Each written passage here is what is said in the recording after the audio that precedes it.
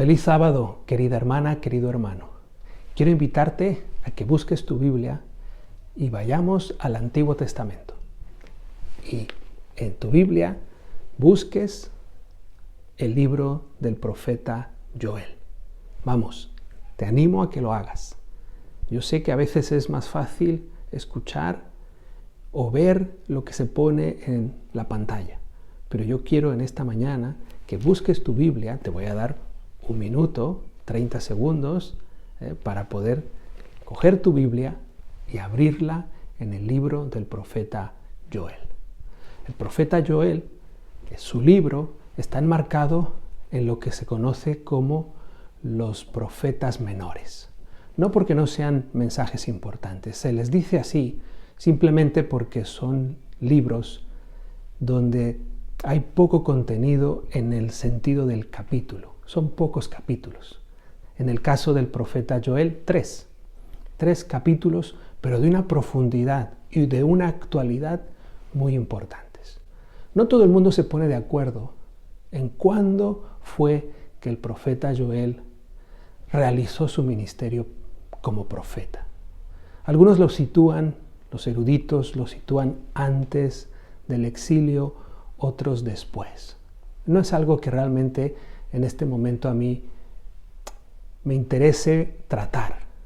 Tampoco me interesa realmente el tema de descubrir más detalles acerca de él, porque no tenemos muchas referencias en el texto bíblico sobre Joel. Bueno, espero que ya hayas encontrado tu Biblia. Entonces sí, vamos a abrirla en el libro del profeta Joel. Los primeros versículos del capítulo 1 son una descripción de la realidad que está pasando o que va a suceder en el pueblo de Judá, en el pueblo de Dios. Fíjate cómo en el versículo 1 el mensaje viene dado ya por autoridad divina. Palabra de Jehová que vino a Joel, hijo de Petuel. El nombre Joel significa Jehová es Dios. Y esto ya para nosotros es una referencia clara de lo que el autor de alguna manera va a transmitir. Jehová es mi Dios. Jehová es Dios. Cuán importante es tenerlo siempre presente como creyentes. El versículo 2 nos dice: oíd esto, ancianos, y escuchad todos los moradores de la tierra. Así que el mensaje profético está dirigido a toda la población, a todos los contemporáneos del profeta Joel. Así que nosotros también, como es un mensaje atemporal, podemos incluirnos hoy, en esta mañana, en los que vamos a escuchar lo que el mensaje profético nos va a decir. Todos los moradores de la tierra, escuchad esto, y hace una pregunta. ¿Ha acontecido algo semejante en vuestros días o en los días de vuestros padres? Una pregunta que nos recuerda que siempre que se hacen este tipo de preguntas, se suelen hacer en el sentido de algo que va a venir positivo. Lo confirma el versículo 3. De esto que está pasando, de esto que no tiene precedente, ¿no? Contaréis a vuestros hijos, y vuestros hijos a sus hijos, y sus hijos a la siguiente generación. Esta es una fórmula que en el Antiguo Testamento se utilizaba para recordar las grandes cosas que había hecho Dios con el pueblo de Israel. Estoy convencido de que los que escucharon el mensaje profético, rápidamente su mente fue hacia el tiempo del Éxodo, cuando el Señor hizo grandes prodigios y dijo que todo esto lo contaréis a vuestros hijos y vuestros hijos a sus hijos, y así de generación en generación. Así que podemos pensar que cuando los oidores empezaron a escuchar el mensaje del profeta Joel, quizá pensaron que lo que les iba a predicar, que lo que les iba a decir era algo bueno. Pero fijaros lo que pasa. nos anuncia el mensaje profético devastación. Una plaga de langostas que inunda el país, que destruye, que devasta todo lo que se le pone enfrente. Eso es lo que describe el versículo 4 del capítulo 1. Y todo eso también tiene conexión con el Éxodo. ¿Os acordáis que en Egipto hubo una plaga de langostas? Y normalmente, cuando el pueblo de Israel no obedecía al Señor, había maldiciones que llegaban a su territorio. Y una de ellas era las plagas de langostas, de pulgón, de larvas, de orugas, que finalmente dañaban la cosecha. Esta descripción de lo que seguramente estaría pasando o que estaban viviendo, al pueblo del tiempo del profeta Joel le recuerda el Éxodo. Por eso fijaros cómo continúa. Dice, despertad borrachos y llorad, gemid todos los que bebéis vino, porque el vino se os ha quitado de vuestra boca. Qué curioso, despertad borrachos. No sé si realmente el profeta solamente se estaba dirigiendo a los borrachos literales, a los que se embriagaban, a los que se emborrachaban. La palabra yayin o también la palabra asís, que de ahí se ha traducido al español vino, no siempre se pueden traducir como vino en el sentido del fermentar. Así que por eso tengo ahí mis dudas de que solamente el profeta quiera dirigirse a los borrachos. ¿Vale? Por eso, fijaros cómo en el siguiente versículo dice, porque un pueblo fuerte e innumerable subió a mi tierra. Sus dientes son dientes de león y sus muelas, muelas de león. Asoló mi vid, destrozó mi higuera, del todo la desunió, la derribó. Sus ramas quedaron blanquecinas. Siempre en la literatura del Antiguo Testamento, la imagen de la vid y de la higuera son sinónimos de paz y de estabilidad, de bonanza, de prosperidad. Así que en esta descripción que está haciendo el profeta Joel, está diciendo que viene devastación y que los tiempos de la higuera y los tiempos de la vid se han acabado. No será ya como antes. Todo eso se derribó. La paz y la prosperidad terminaron. Así que podemos aquí hacer una pequeña reflexión. Si esta plaga de langostas nos recuerda a la actuación divina en tiempo de Egipto, es interesante que nos planteemos cómo es que Dios permitió que el pueblo de Egipto recibiese esa plaga, y curiosamente también su pueblo está recibiendo una plaga parecida o igual. Es interesante reflexionar al respecto. La soberanía de Dios. A veces pensamos que solo a los malos les pasan cosas malas, pero no es así. También el pueblo de Dios forma parte del juicio divino. Y el juicio de Dios empieza por su casa. Así que esta descripción del profeta Joel nos recuerda que no estamos exentos del juicio de Dios. Fíjate en el versículo 8 lo que dice. Míralo en tu Biblia. Por favor, tenlo ahí presente. Dice, llora tú como joven vestida de ropas ásperas por el marido de su juventud. Ante esta devastación, ante esta tristeza, ante el momento de que ya no habrá más paz y prosperidad como hasta ahora, el profeta de forma clara pide que se llore. Así como una joven que antes de casarse pierde a su futuro marido. ¡Qué tragedia! qué llanto, qué dolor. Así es lo que pide, eso es lo que pide el profeta. La tristeza viene por la devastación que se está dando. Y además de eso, fijaros cómo lo continúa describiendo. Desapareció, versículo 9, de la casa de Jehová la ofrenda y la libación. Los sacerdotes, ministros de Jehová, están en duelo. No pueden hacer sus funciones, está diciendo. No puede haber sacrificio, porque las plagas de langosta han acabado con todo. No podemos llevar la ofrenda, no podemos llevar el sacrificio. Cosas que eran importantes para el pueblo de Israel, porque mantenían su comunión y su relación con Dios. Qué curioso, ¿no? Que ahora también nos duele no poder ir a la iglesia. No podemos ir al templo a alabar, a ofrendar, a llevar nuestros presentes al Señor, a llevarle nuestro corazón.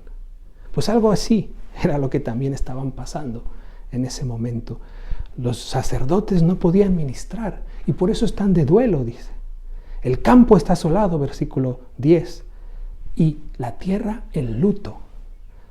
El trigo fue destruido, el mosto está pasado y el aceite se perdió.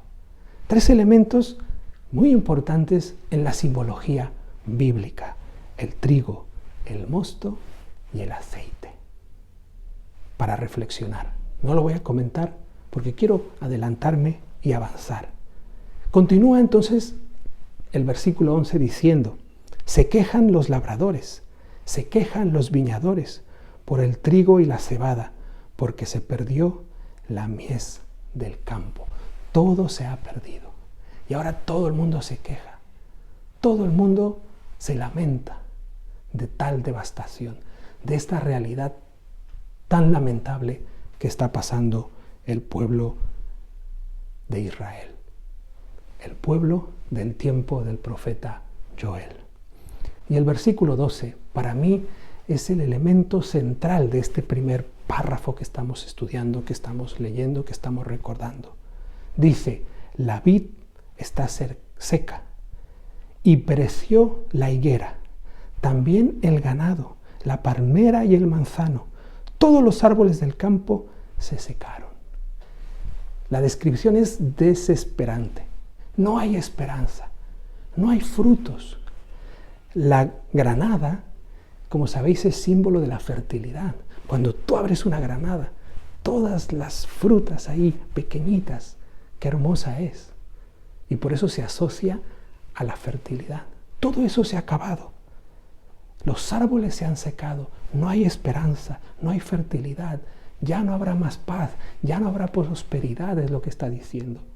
Y entonces, en ese mismo versículo, dice: así fue como se extinguió el gozo de los hijos de los hombres.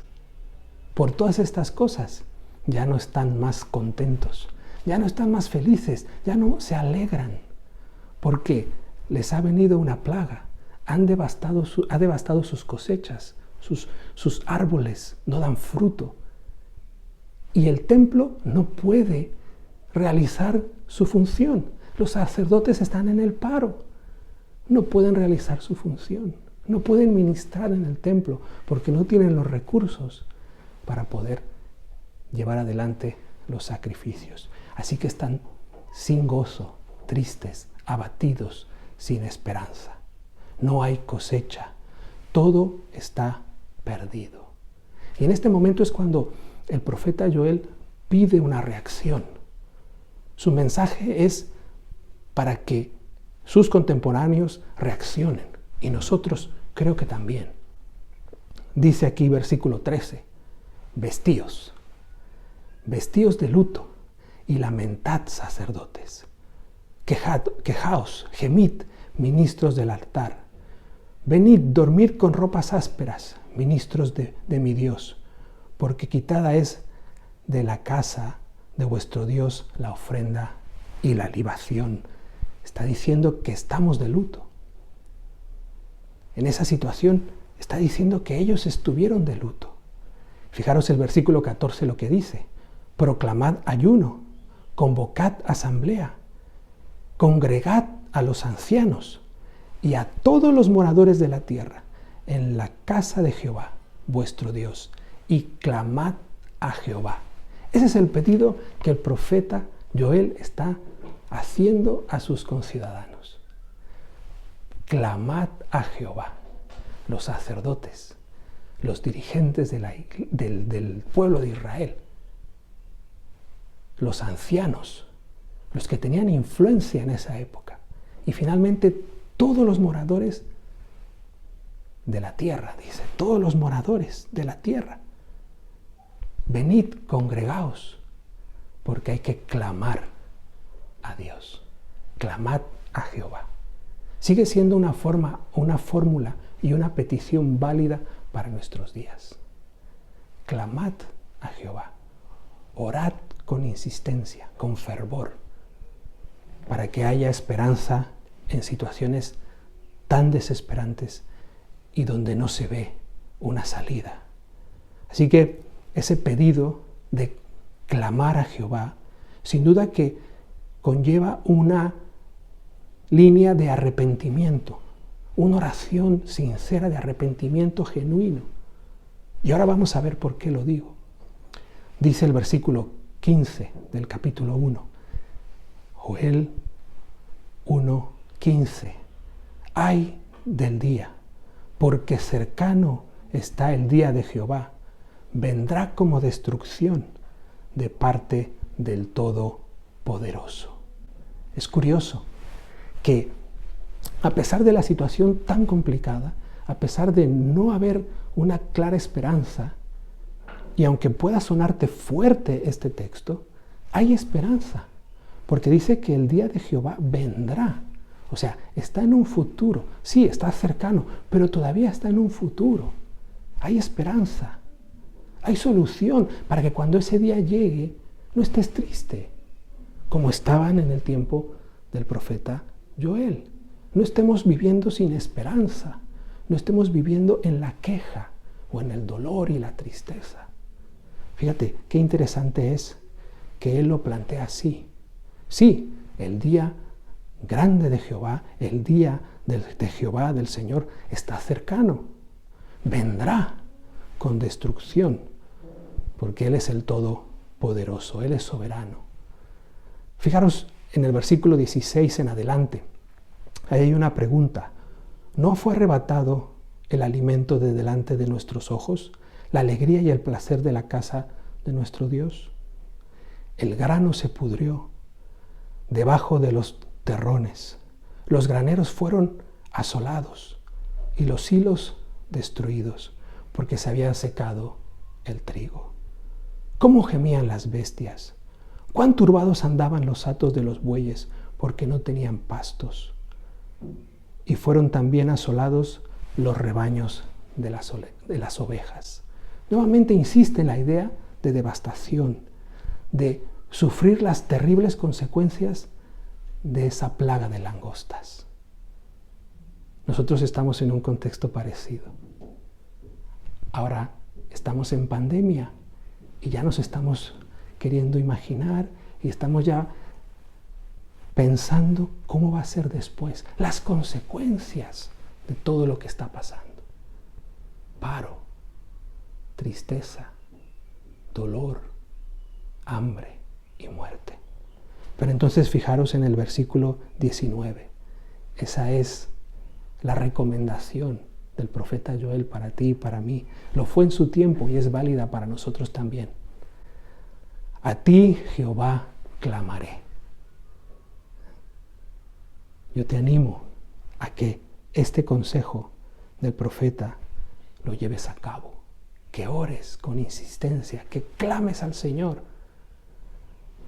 para pedir que Él te ayude a reconocer tus errores, para pedir que Él me ayude a reconocer mis pecados, porque no estoy exento de los juicios de Dios.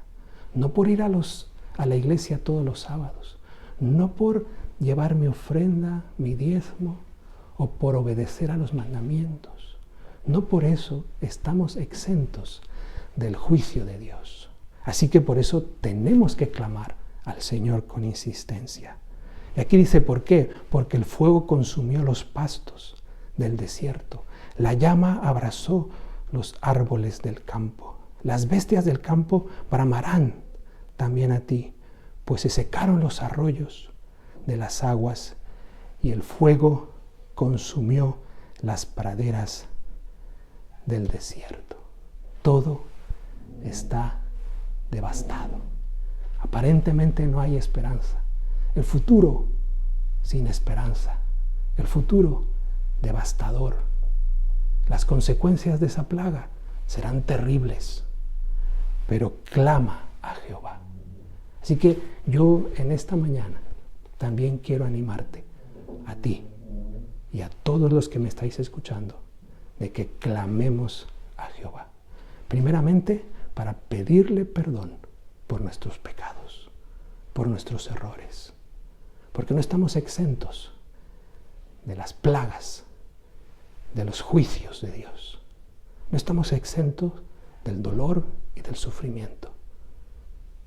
Y en su soberanía y en su amor y compasión, Dios todavía a ti y a mí nos está dando tiempo, nos está haciendo un llamado a la santidad, nos está abriendo oportunidades a pesar de estar viviendo en una pandemia, para que tú y yo podamos clamarle a Él con un corazón arrepentido, para poder realmente arrepentirnos de forma genuina, porque donde hay pecado, Dios tiene que actuar. Donde existe el pecado, hermano, hermana, Dios tiene que actuar. El día de Jehová se aproxima. El día de Jehová está cerca. Clamemos al Señor. Oremos con insistencia para que podamos hacer un balance en nuestra realidad, podamos pedirle perdón y podamos estar de pie cuando Él venga. Porque ¿quién se podrá sostener cuando llegue el día del Señor grande y terrible? Tenemos esperanza en Cristo Jesús y gloria a Dios por ello. Así que, para concluir, yo quiero pedirte en esta mañana que dejes que el Espíritu Santo toque tu corazón. Pídele al Señor, clámale a Él, para que te ayude a ver aquellas cosas que todavía el pecado está trabajando en tu vida y en la mía. Algunos planifican ya su salida de las ciudades y hacen bien, porque evidentemente hay que planificarlo. Pero antes de salir, antes de marcharte a un pueblo, empieza por arrepentirte de corazón sincero y en llamar o ir a ver cuando sea posible a las personas que te han hecho daño y acercarte nuevamente a ellos y pedirles perdón si alguno has ofendido, si alguno yo he ofendido. Tenemos que estar preparados para el día grande de Jehová.